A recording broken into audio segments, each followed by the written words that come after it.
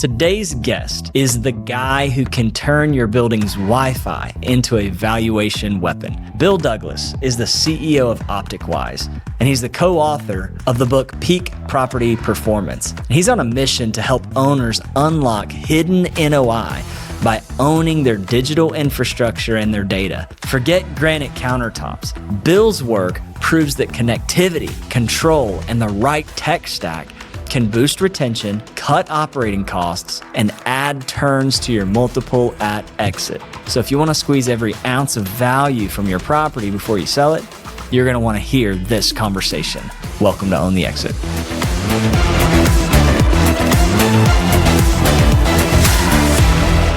All right, Bill, welcome to Own the Exit, man. Thanks for having me. It's a pleasure to be here, gentlemen. Yeah, thanks. Yeah, appreciate you jumping on. I'd love to just kind of kick it off by hearing a little more about you, kind of share some of your quick background. I know before we hit record, we were talking a little about you. You've been a lifelong entrepreneur. Kind of give us a little backdrop. Well, I had a little business when I was like 14 or 15, and I earned enough cash to buy a car. And I always, all through college, I always had some side gig going. I graduated from Georgia Tech, and I worked for the power company in Florida for almost 5 years. And I was thinking about quitting and starting my first real company. You know, the difference between having a side gig and actually going all in. Yep. You know, it's that grip moment, if you know what I'm talking about, clutch. Yep. Well, I got bit by a coral snake when I was building a deck for my parents in their backyard in Fort Lauderdale. And while I was laying there being told I might not make it through the day because I was paralyzed, I decided to quit my job.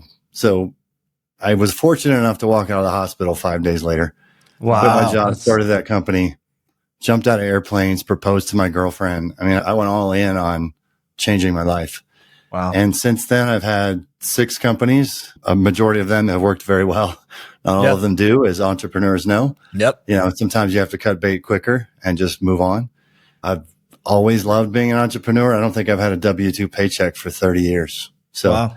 I like creating jobs. I like seeing problems. I mean, I'm an engineer, so to solve problems with technology, if I see a bottleneck anywhere, I see if I can solve it and if a customer is willing to pay for it.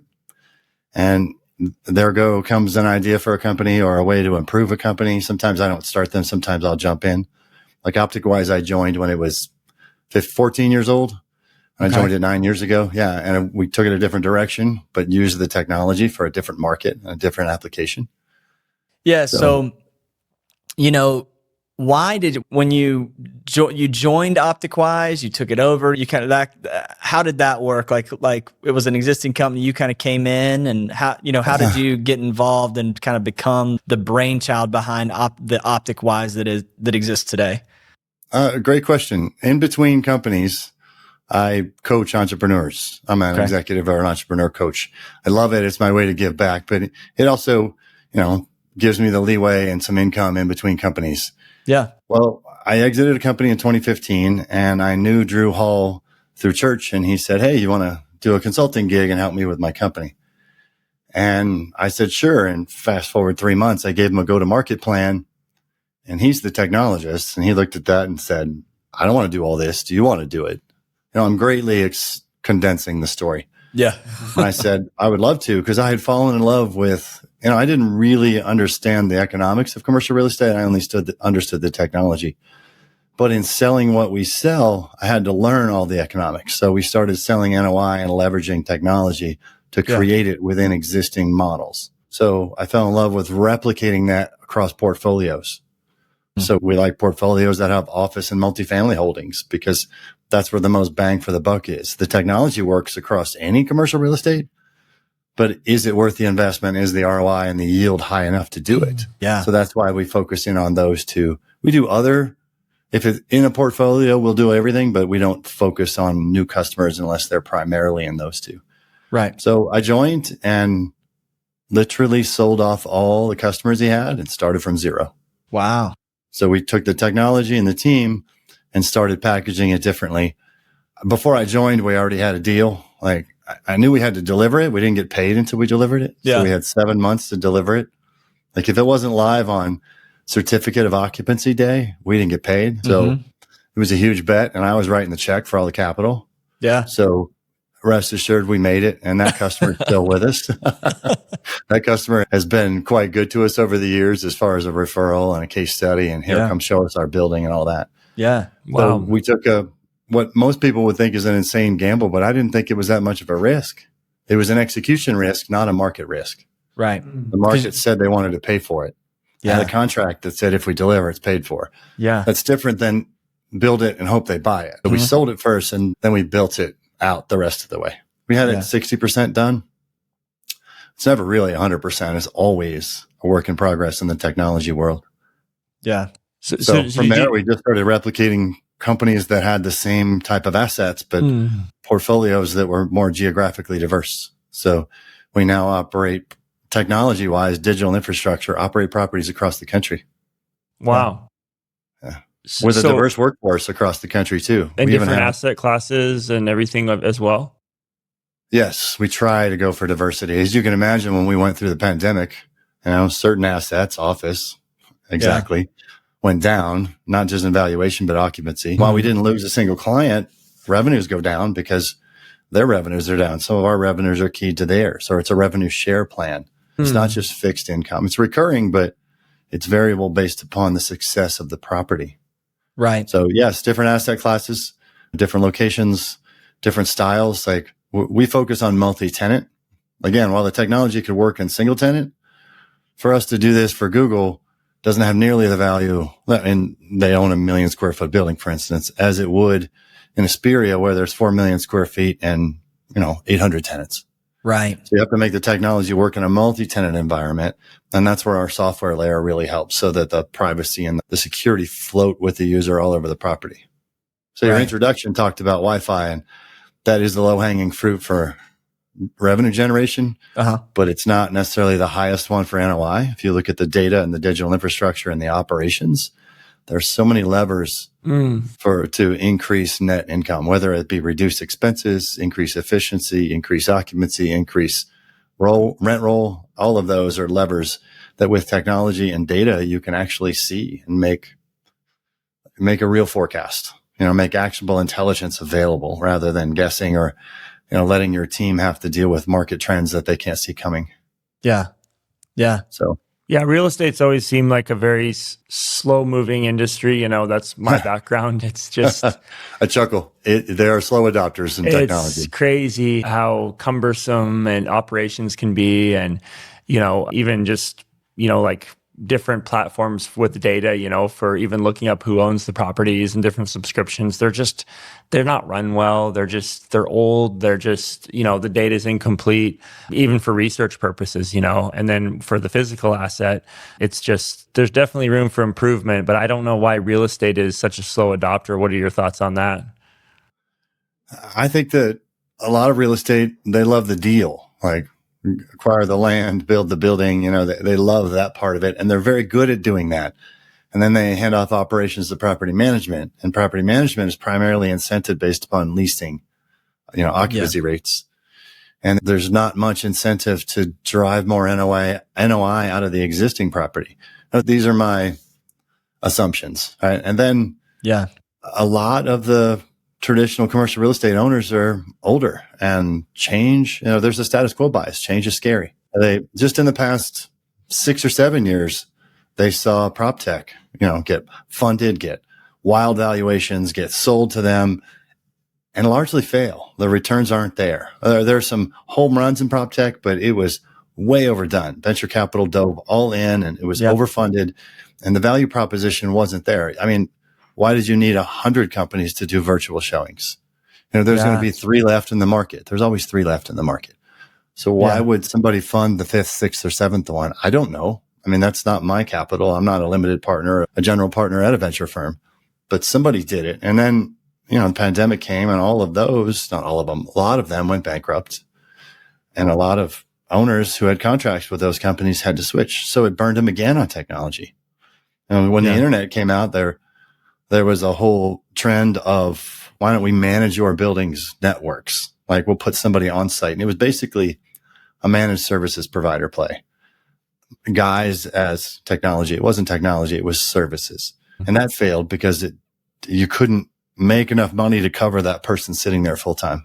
And when they took vacation, there was no redundancy and remote work the capabilities were not there like they are now. So I think those two trends, back around 2000 and then maybe right after the pandemic when prop tech imploded, what I usually hear when somebody says, we just lease buildings, we just rent space. Yeah. It's like, okay, but your tenants want all of this technology. The tenants want the security, the privacy, the mobility. They want to be able to integrate. If it's an office environment, I want to bring my Active Directory to control my employees no matter where they are, not just in my leased space. Engineer, maybe they're a little long in the tooth. They know how to make water and power flow, but they see network cables and blinking lights on a switch, and that's somebody else's job. Right. There's not many network engineers in commercial real estate at the property level. And we see that as a problem too. So that's why we step in and operate a digital infrastructure in coordination with the building engineer and the property management firm.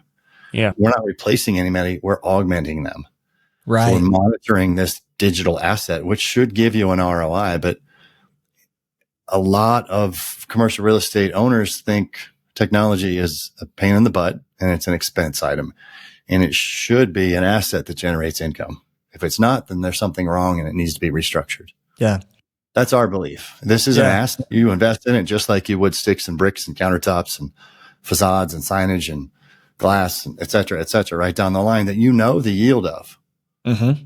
Why don't you know the yield of your digital infrastructure, all your networks, all your systems, all your technology assets? Mm-hmm. So the low hanging fruit, I actually have two questions for you. This is a really interesting conversation. I have two questions. I'll start with the first. We obviously know, like you already mentioned, kind of the Wi-Fi is the low hanging fruit. It's becoming a little bit more known amongst, specifically the multifamily space where we mostly operate. Mm-hmm. Bulk Wi-Fi, internet packages, things like that as a way to drive and increase revenue. But what are some of the other things that you're seeing specifically in the multifamily space? What, some of the things that you guys offer and do that are a high value to tenants that, from a digital infrastructure standpoint that actually, like you said, boost NOI outside of just bulk internet? Well, let's take apart bulk internet if I could for 2 minutes first. Yeah. Bulk internet is a term that the ISPs came up, internet service providers.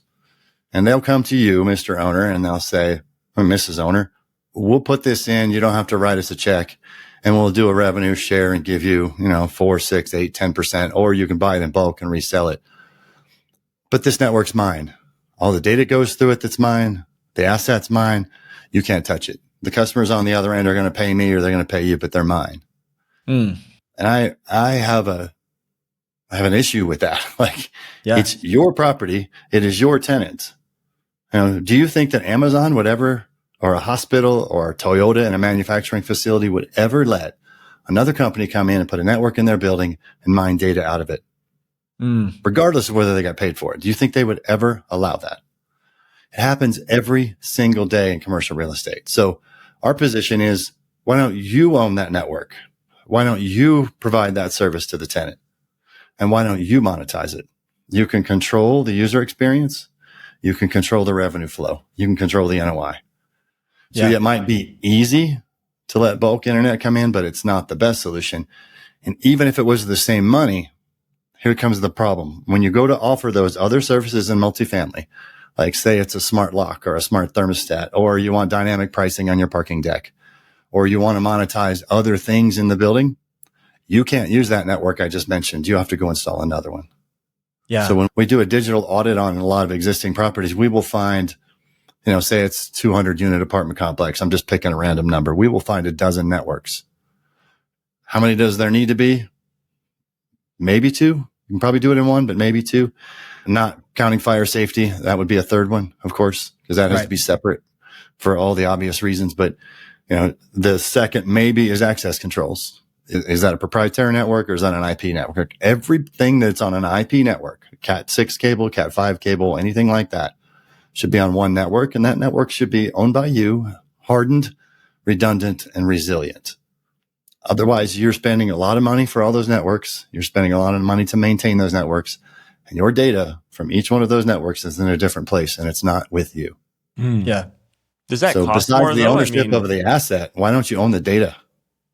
So I'm just thinking of the cost, right? Because I think like as apartment developers, they want the quick, it's cheap, it's free, right? Then they get the smaller little slice of it. But let's just say, using the example of the bulk Wi-Fi again, they would just, look, we're building something right now and we've got hit up by a few people, on, hey, we'll put it all in, and of course it's their network. They own all the assets. forever, you can't ever use it.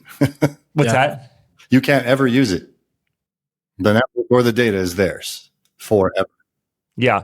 So is there a large cost though to building that out and owning that? Is that maybe why some of these, it sounds like two things. One, people don't realize what you're saying, but number two, there's probably a cost, right, with actually installing it all yourself as the property owner and having the building own it, right?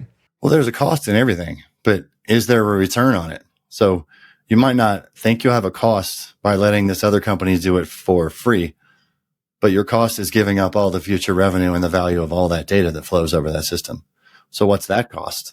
Versus you buy the infrastructure, and if you do it right, the infrastructure will pay for itself. So if you can take that 12 different networks, even if it's only 8, down to 2, the savings alone will pay for the whole network. Yeah. I'm not talking operations. I just mean CapEx, upfront cost. Mm-hmm. And then you would own it and control it. So if you wanted to add smart locks in the future, you just add them. You don't have to wire a whole nother network. You can add them and they run on top of this. Mm-hmm. There's no wiring needed. Just go install them on the doors. Same with thermostats, same with blinds, same with anything else you might want to add for your tenants. Meanwhile, the tenants can use that network and have their electronic world operate anywhere on the property. Mm-hmm. And you control the user experience. It can be integrated to your lease management system so that when they sign a lease, they're automatically activated on the network. Mm-hmm. Anywhere. And your employees, their tickets are all coming over the same Wi-Fi system, segregated by VLAN. So it's completely safe and completely private. But why wouldn't you look at it as, okay, there might be an expense, but what's the return? So what I see happening is the owner picks a contractor or a developer, or somebody to build the building. And that person's looking at pure cost, right now cost. They're not looking at long-term asset value with a return. They're not looking at anything the owner might get out of it once it's operational. Not looking at income, expenses, or NOI. Because their goal is to get the building live so they can get paid. Yeah. So they just let anybody that wants to come in and say, do it for free. And they give them a 5 or a 7 or a 10-year contract to do it for free. Mm-hmm. And they've handcuffed their customer because they're used to building buildings. So we advocate that the owner needs a digital partner to review all of these things, to make it aggregated, to document all of these digital assets, document them. Mm-hmm. They have a life cycle. They have expected revenue. If they're not performing, we need to fix this. They need to be maintained. They need to be budgeted. And there's a known return. It's a phenomenal return.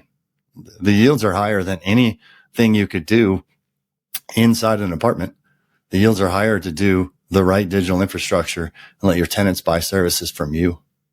Not to mention the operating expenses. If you could keep your insurance premiums down, instead of going up 10%, they only went up 1% to 2%.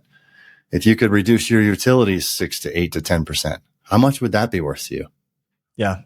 If you don't own your digital infrastructure, you can't even submeter to find out, where your leaks are, where water's going.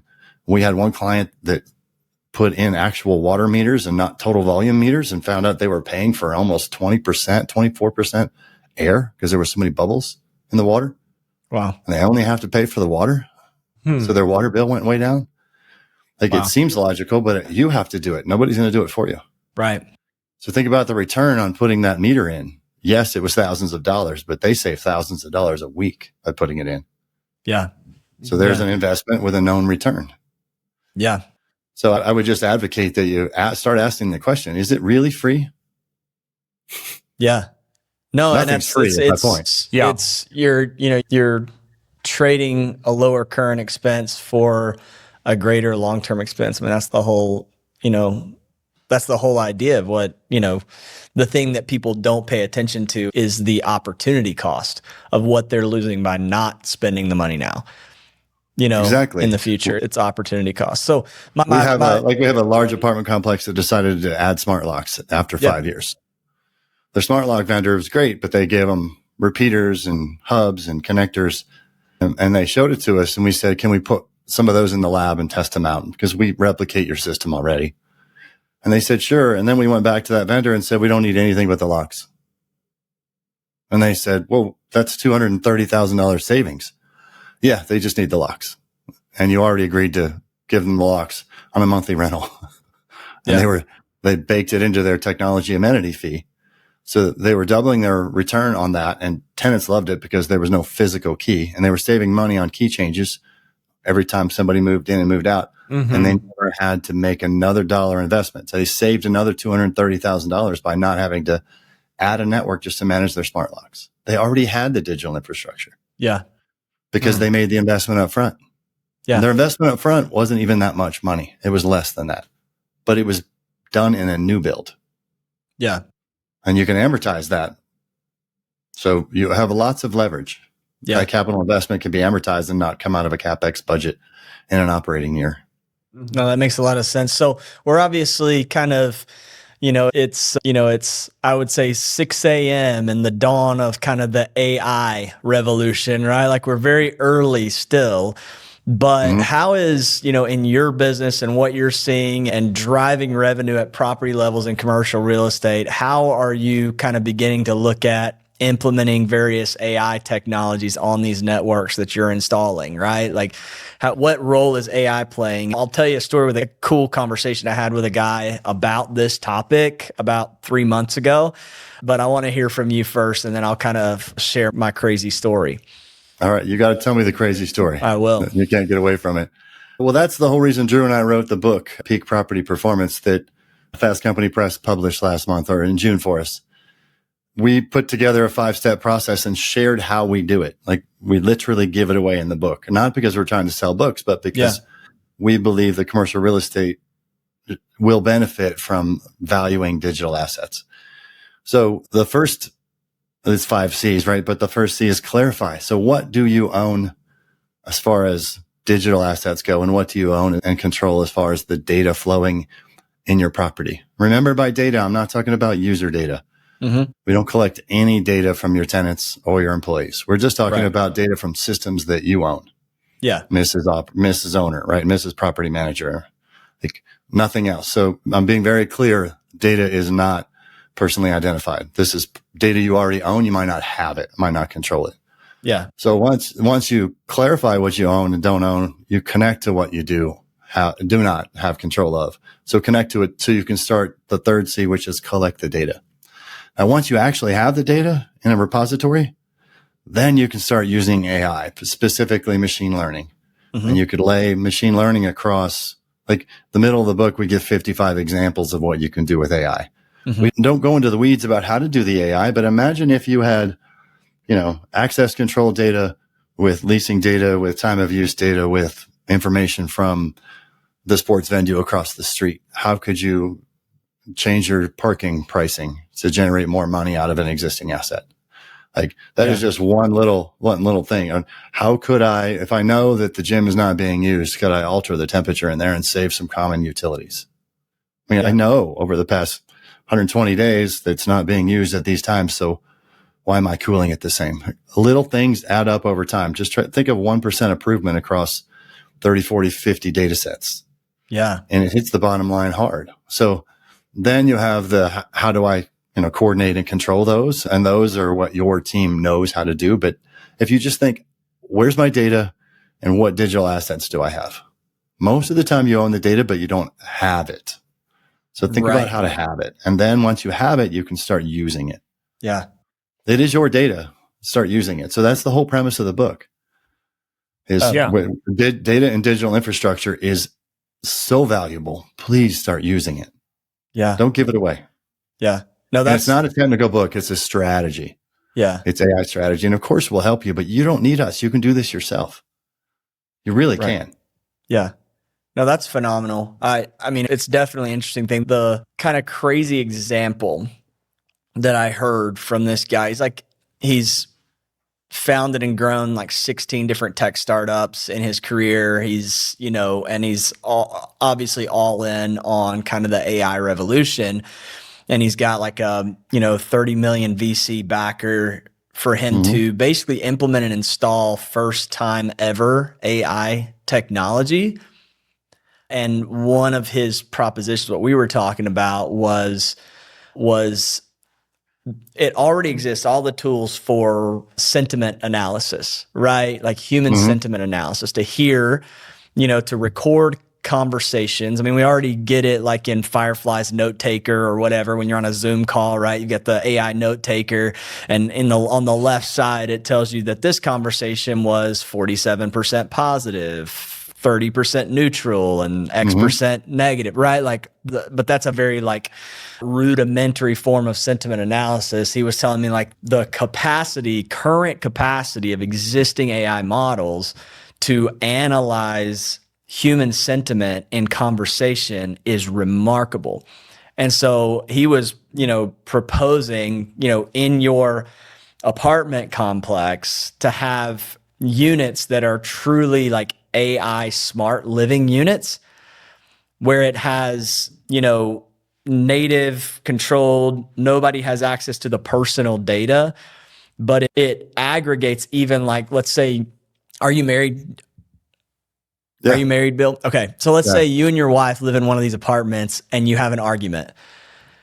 It'll hear your argument and will send you a report telling you how many times you interrupted your wife, what she was trying to communicate versus what you heard, all of these different kinds of things. And will actually, the goal is like help you like actually improve your relationship with the people in your home. Another thing was like having cameras installed inside of your refrigerator, that the AI will scan and see every single thing that you have in your fridge and your pantry, and will provide you with recipes and things that you can make with the food that you actually already have in your house. So, let's say you're getting, someone lives in an apartment, they're getting towards the end of the month, they're running short on cash, whatever it is, they maybe don't want to go out and buy new groceries. Well, they can literally just have the AI analyze the food that they have and give them nutritious, healthy recipes to cook based on the food that the AI knows that you have in your house. So there's all these different things. It's like the technology is already there. We can already do it.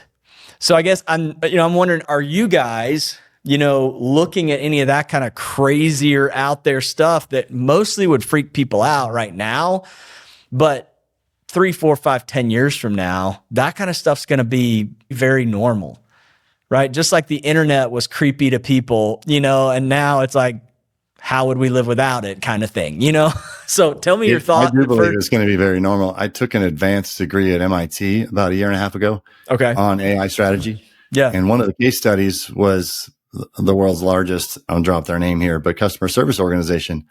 And the reps had a coach in their ear, and the coach was AI and was listening to the sentiment, and they could figure out the personality trait of their customer and talk to them in a way that the customer understood. Wow. So they got a big pushback about manipulation, and it wasn't in fact manipulation. It was a way of communicating a way that the customer understood, and sentiment analysis was a huge part of that. So that is something. And another thing I learned at MIT in my master's was R&D. It's called rip off and duplicate. You're not actually stealing things, but they were a big believer in the entrepreneurial program there. Yeah. If you see something that works in this industry, take it into yours, duplicate it. Like the technologies we use in commercial real estate as Optic Wise, a lot of which are not brand new, a lot of which have been proven in other industries for 10, 20, 30 years. AI has been around. It's not brand new. It's still brand new to a lot of us. But we're not pushing AI, we're pushing AI readiness. So maybe you don't want to start running sentiment analysis, but maybe you do want to start collecting that data. Maybe you do want to set one of these units up in one of your new apartments and ask a tenant if they want to participate in a trial. Don't charge them for it, collect it, get their permission, share it with them, and see if it's actually a value. We have to test the market to see if the customer wants it. Can we do it technically? Absolutely. Do you want to? That's not our call. We want to make you AI ready and give you actionable intelligence. Like we call it building intelligence, but truly it's business intelligence. So how can we give you the ability to have more business intelligence with data-driven decisions? The premise is you need your data. You have to have your data. So we're seeing a lot of things that you're seeing AI everywhere. My concern is both the user and an executive in a company that manages people is privacy. Like, Yeah. dude, all of these tools we're using, have you read all the user agreements? Yeah. Is there an approved list that you can use in your company? Because if you let your employees use everything, your information is probably everywhere. So we work really hard and we make sure that none of our clients' data is ever used in an AI tool. Like, that's off limits. That's for them to do, not for us. We connect and collect it, but we're not going to analyze it unless it's with them. We're never going to disclose that data. Right. So we're believers in privacy. So that's the part of AI that scares me, is not the ability to help us get better. It's the ability, I don't know, cybersecurity is harder. Privacy is harder. It's just difficult. So ask hard questions about anybody you're thinking about doing a digital dance with. Maybe dance isn't the right word, but a partnership. Yeah. Including any vendors. Like Zoom just adds AI. So does Slack. Like, you want to accept it. Go read it. What are they doing with the AI? Why are they giving it back to you? What are they collecting? Where's it going? You should ask that question of everybody you do business with, because you're going to see it everywhere. It's a buzzword and it's not going away. Because it's like, it costs them. It costs Zoom, for example, to implement all of the AI and give it to you for the same price that you're already paying. So they're obviously benefiting in some way financially from gathering that data, utilizing the AI, right? I mean, that's what I'm hearing you say. Like, there's no such thing as a free lunch. The upsell is coming. Either that or they're going to use it for efficiencies on their side and keep their prices static. Research purposes for them, right? Internal research. They can learn more.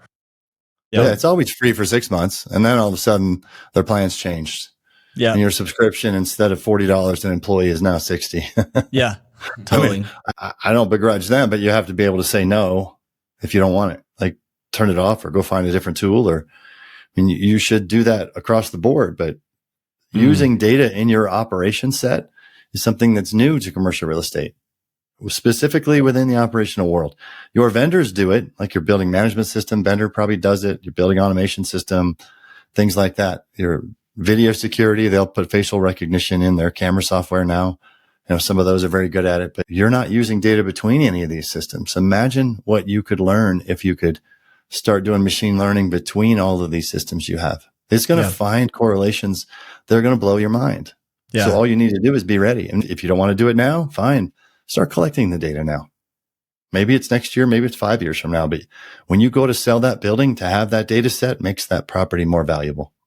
Absolutely. So I'd love for you to kind of give us kind of a concrete example, kind of as the last question before we move to the exit round, a concrete case study, if you will, of, you know, a client that you worked with, one that, you know, what was kind of their baseline NOI? What were kind of some of the specific digital moves that you guys made? Network unification, access control, submetering, automated HVAC, all those kind of things.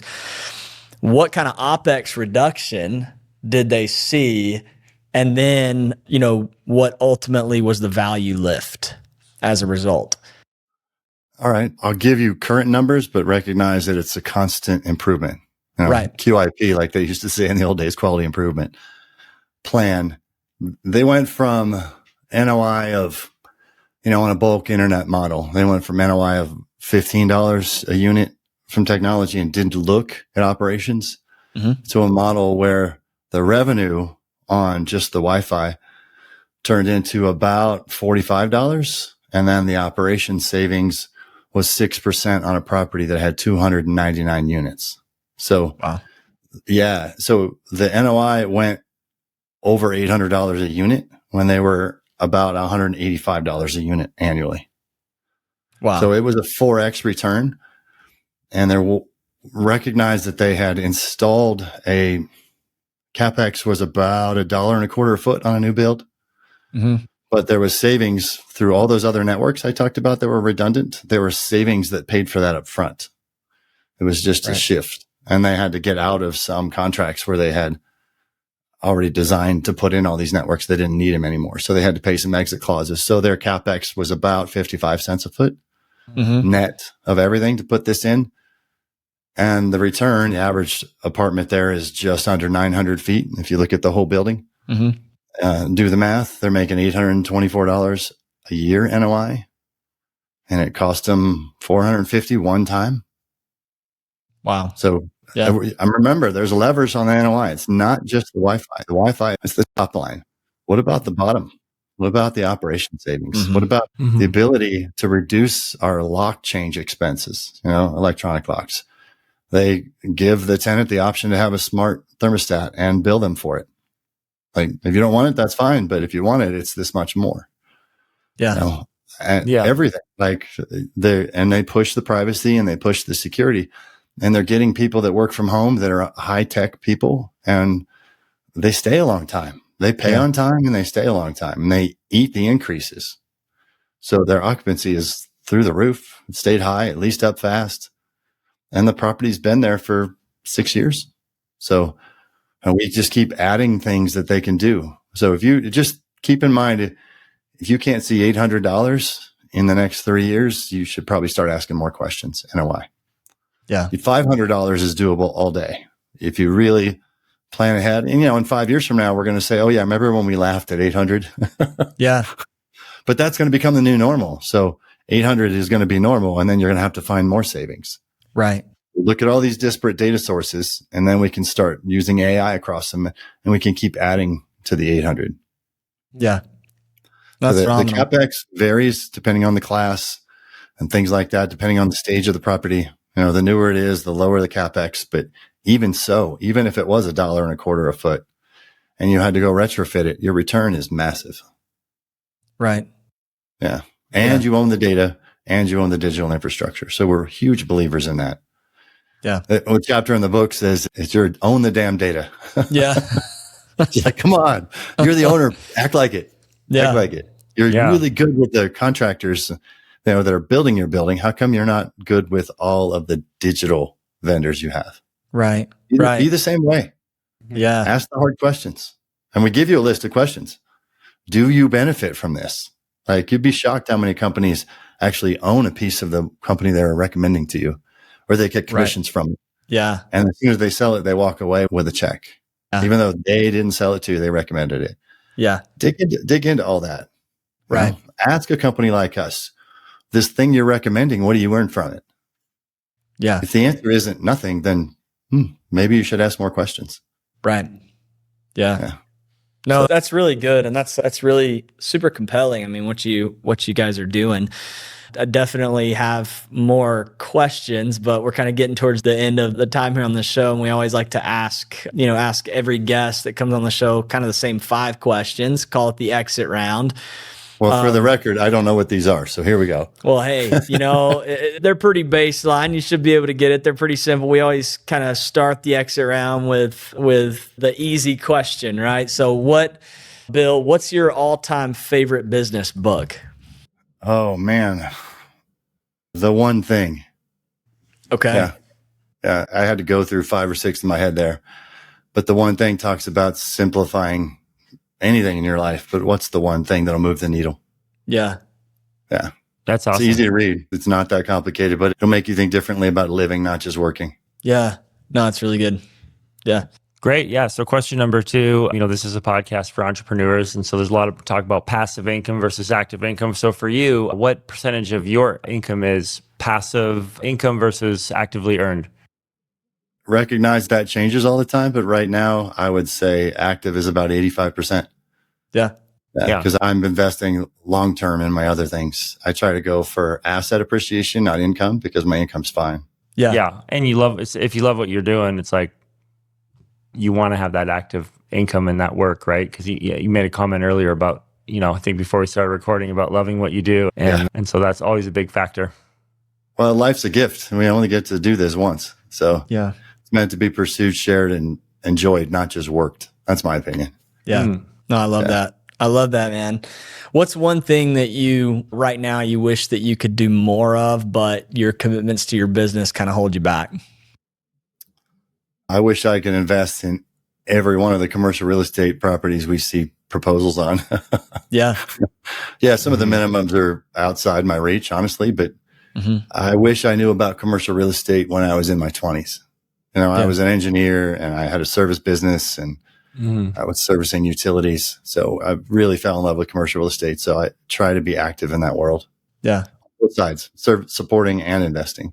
Yeah. That's awesome. That's awesome.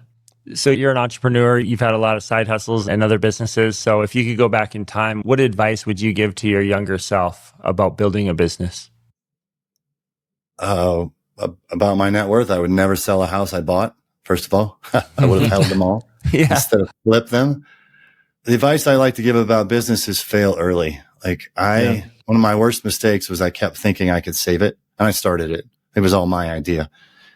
And while the idea worked, the market didn't want it. So I just kept pushing, and I threw more of my money at it. And I took 2.5 years to fail, where in hindsight, I knew within 9 or 10 months it wasn't going to work. But I wasted a lot of time and a lot of money searching. So there's nothing wrong with failing, especially if you fail early. Just, I should have swallowed my pride and been done. Yeah. Not every thesis is true.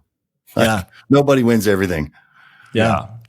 So. No, absolutely. That's really fail fast and, fail fast, learn fast, I think is the thing like that, right? You accept the feedback sooner, and that kind of thing. I think it's super powerful. So last question here in the exit round, what's your personal strategy for creating time freedom and financial freedom for yourself? And feel free to share one or two kind of strategic tips. Time freedom, I'm huge on. So I made a change 6 or 8 years ago. Mm-hmm. Own your calendar. Start with no.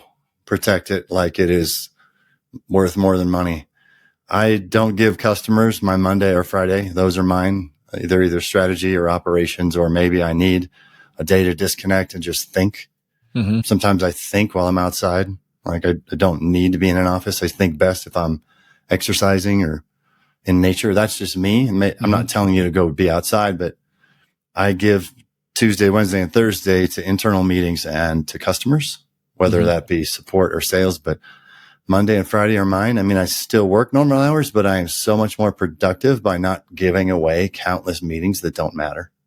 Yeah. So protect your calendar, and then you'd be shocked how much more time you have. Start with no. Make somebody ask, even if it's your team member, why is this an hour? Why can't we do it in 15 minutes? Or send me a brief beforehand if you want a half-hour meeting, and let's make sure we're on point. Make an agenda and let's hammer these things out and be done. Not in a hurry, just effective. Then we'll go have lunch and talk about life. But I don't want to work through lunch. Yeah. So life's about experiences. We don't always have to be working through them. Right. Yeah. So I'm big on that. And I coach all my clients on it. But when I made that change, I have a lot less stress and we're a lot more productive. Yeah. I schedule weekly meetings with my direct reports, and they're 50 minutes long. And we keep a running list the whole time. So it's basically a review meeting. And most of the time we're done early. Yeah. Well, that's really good. So protect the calendar. What about financial freedom? What's your strategy for that? I don't always invest for the cash flow. Like I can earn the money. I'm investing for what's the asset going to be worth in 5, 8, 10, 12 years. Yeah. So because I'll have a different tax bracket then, I'm older than you gentlemen. So I don't think anybody's going to be able to hand you the recipe. What do you like doing? How can you make money doing it? Go do that. I used to chase the money and I was never happy. Once I chased what I liked doing, the money became easy. Yeah. Mm-hmm. Easier. It's never easy. Easier. And I'm not trying to say it's falls off the tree. Right. It's just easier than swimming upstream. Yeah. So pursue what you genuinely love. And I'm not talking about, an Instagram, influencer. I'm talking about providing value to somebody in a way that you actually enjoy doing. Yeah. Oh, that's phenomenal. That's phenomenal. Good stuff. Yeah.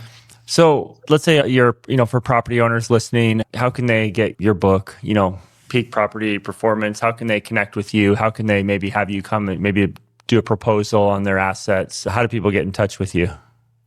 Well, the book is available in all the retailers. The website for the book is peakpropertyperformance.com. You could search for it, Barnes & Noble, Amazon, and stuff like that.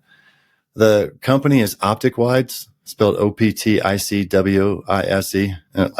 in case it didn't show up here. But just fill out an inquiry form or find me on LinkedIn. I'd be happy to do the call with you myself. We're just going to ask some questions.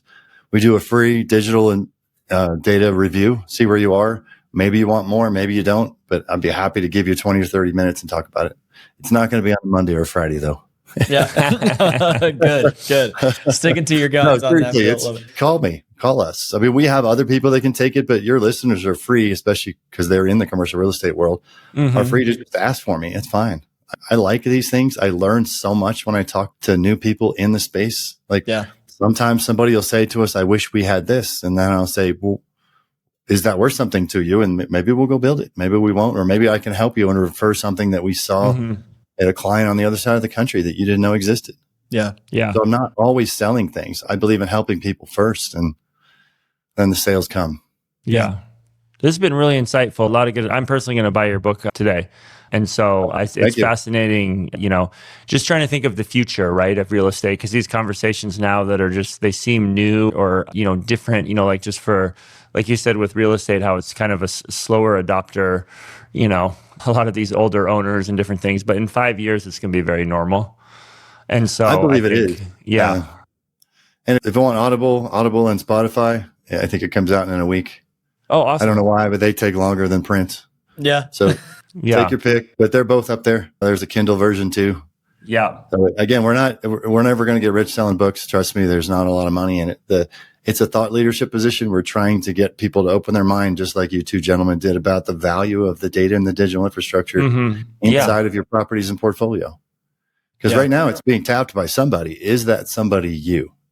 Yeah. Yeah. That's really good. I don't know the answer, but we can find out. Man. Yeah. It's really good. Man, Bill, it's been phenomenal getting to know you, talking to you. Thanks for jumping on the show with us, man.